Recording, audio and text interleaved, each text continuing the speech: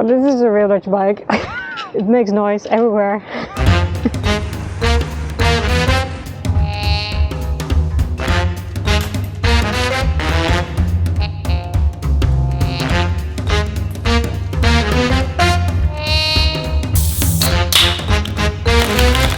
Hey! I'm in Amsterdam. This is my room for tonight. And I can see Amsterdam just right in front of me. Cool. I feel like a real tourist in my own country. Tomorrow I have a workshop day for journalists. It's organized by this freelance organization and they're based right here. They work here. So I decided to go, but it starts very early at 8 o'clock. I know there's a hotel here, so I looked it up. They said, well, we actually have a bike room. So that's where I'm staying. I mean, you can only stay in this room when you really love bikes. And I love bikes. It's basically a bug feet. We call that a bug feet. See, it's a big, huge bug feet.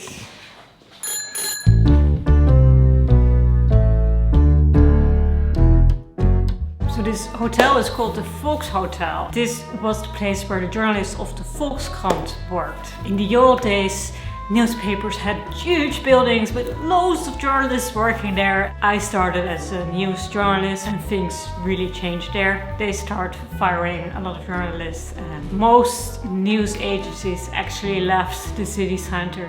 Nowadays, it's just a small group who have to write a lot of stuff.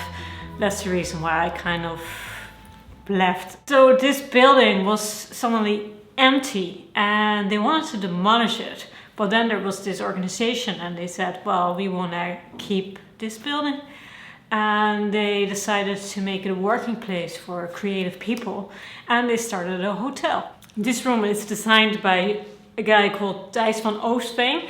And he was actually working in one of those working places downstairs. And he based his room on the white bike plan. What is it exactly? I looked it up here on The Guardian. In the 1960s, Lutz Schimmelpenninck devised the white bike plan to counter the rise of pollution in cars. So he came up with the first urban bike sharing concept. I want to ride my bicycle, bicycle, bicycle. It's a beautiful place, and Amsterdam is a place where a lot of things happen with the youth, you know, and the Provos and the white bicycles. Yeah, now you see that everywhere, the bike sharing systems. I'm going to cycle now on a white bike, and after that I'm going to the sauna. You're in luck, because the room comes with 2 white bikes of your own to explore the city. Ask for them at the reception.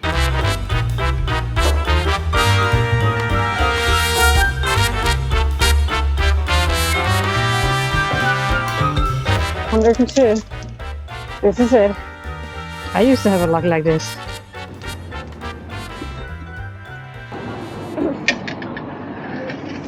Second key. I've got what it's like to be in the city. I'm from The Hague, a city, but now I live in the countryside, so you don't really have to lock your bike. Well, you lock it, but not with so many locks. Real Dutch city bike.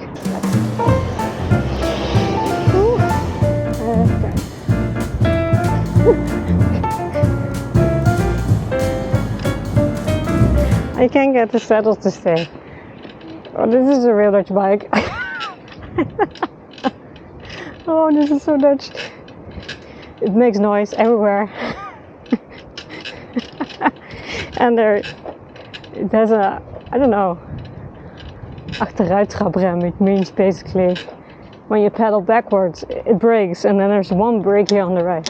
Good thing to know, you're not allowed to cycle anymore in the Netherlands with a phone in your hand. You can get a fine. So listen to the rules. Left. So basically go left. Keep following the Amstel. And then we should be in green before we know it.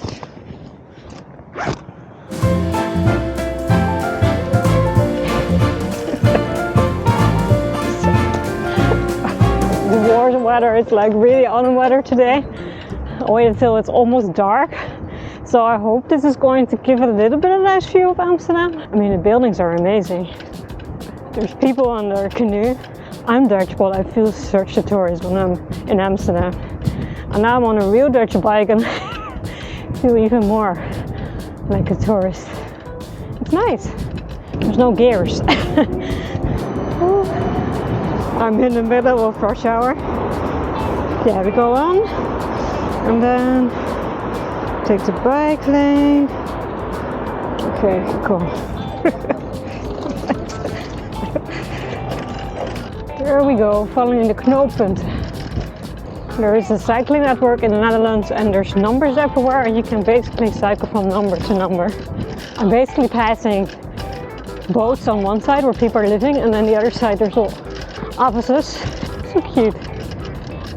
Construction. Where do I go? It's so busy, man. Oh. Oh, get up. This is what it's like to cycle in a Dutch city. Okay. Oh, it's a break.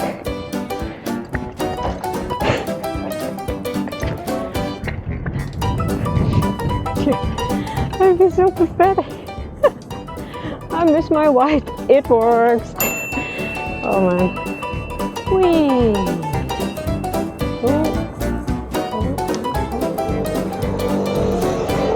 Ah, that is nice. Along the Amsterdam. Oh, no, gear. Oh, dock. Oh, no gear. Ooh.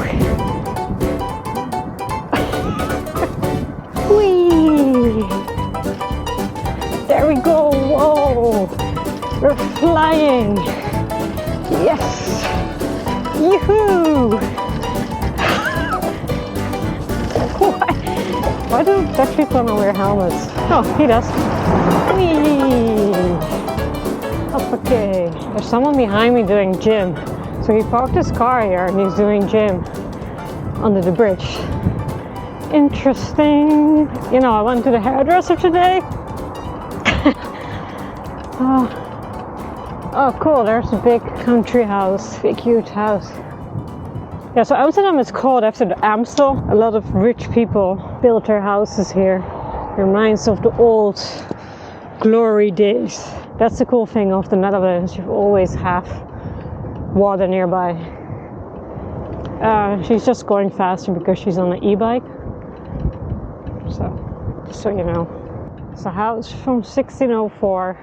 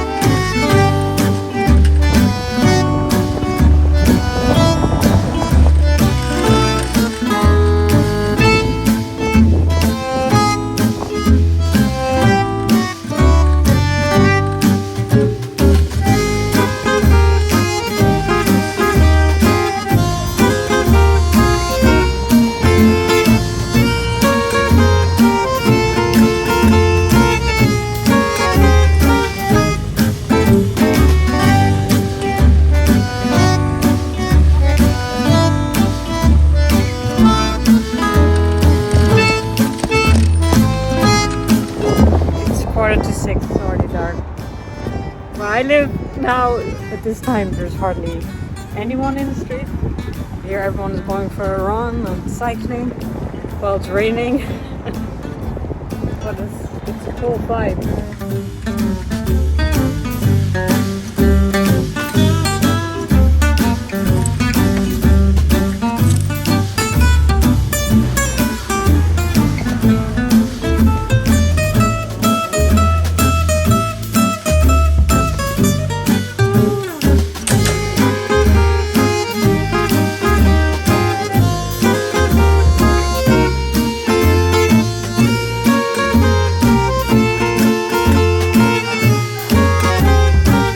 That was kind of fun. I guess when you live in Amsterdam, this is what you do. You cycle to your work or your school, your university, and it doesn't matter what kind of weather it is, you just take the bike. And it was so busy on the cycling lanes. I think there were more bikes than cars. So in a way, the Provos, you know, the people in the 60s who really wanted to have this bike share system, They got what they wanted because Amsterdam is really a city for cyclists and not as much for cars. Cars can't even take the right of way. Yeah, they don't have the right of way, the bikes do over here. I'm going to the roof now, to my sauna. Yes!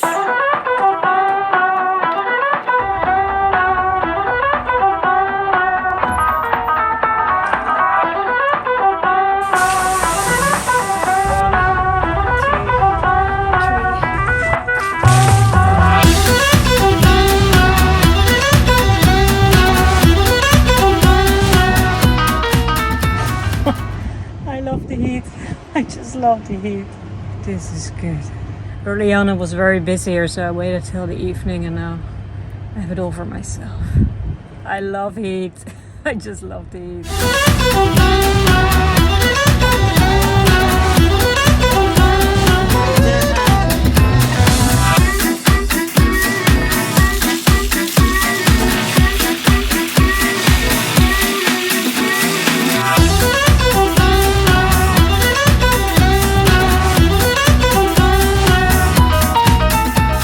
I had some chill out time and it's 10:30 now. I think it's time for bed soon because I have to get up at 7. I wish you good night.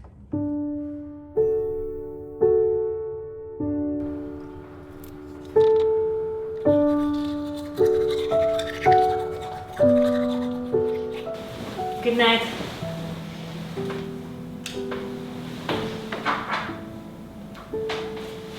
Oh, it's dark. It's almost 11:30. I just can't sleep. How can I sleep in a room like this? I don't want to go to sleep. It's too nice. These bikes. Oh, I love bikes.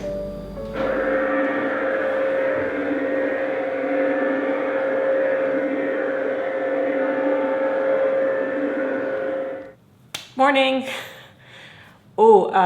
Okay. It's early, so I have to hurry up and have some breakfast and do my hair and stuff.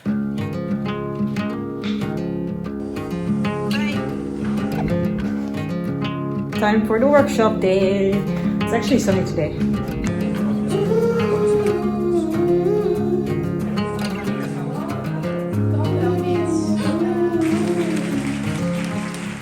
Ik denk ook dat we solidariteit voelen naar journalisten in het buitenland. Veel van jullie hebben misschien wel deze week de solidariteitsoproep gezien die ik samen met een paar anderen heb opgezet voor journalisten in Iran, want die lopen heel groot gevaar. Ik wil jullie heel erg bedanken dat jullie die oproep hebben gedeeld en getekend. Ik denk dat we allemaal begrijpen hoe het is om journalist te zijn in een ander land en dat je belet wordt je werk te doen. Terwijl het voor ons zo vanzelfsprekend is. Dus dank jullie wel daarvoor. Heading home. Almost home. Schoonhoven. Welkom in Schoonhoven. That was a long, long day. Hey. So that was actually fun to have a journalistic event again. I hadn't had an event like this in years, you know, because all the stuff that was going on. No events. It was an event for freelance journalists, a few masterclasses, but also discussions about borders, about sponsoring, because there's more and more sponsoring going on, and how do you keep your journalistic values? So I told some of them like, oh, I'm actually kind of an influencer now on my YouTube, and they're like, what? It was a very nice vibe and so much energy. There were also some very young journalists who just started. They have problems with when they're pitching ideas, and the editor maybe is very critical, and it's nice if you can share that with each other, to share your problems but also the good things that happen. The rates, we're talking about the rates in journalism, which are pretty crap. How do you maybe combine that with more commercial work, because if you want to make a living, that is something you kind of have to do if you want to, you know, if you want to pay your mortgage. And there were some really like kind of big journalists. I really liked their work, and it was interesting to listen to the stories. Yeah, it was fun. Thank you all for watching this vlog. If you liked it, would be nice if you can put your thumbs up. And see you next time. Bye! Waking up to another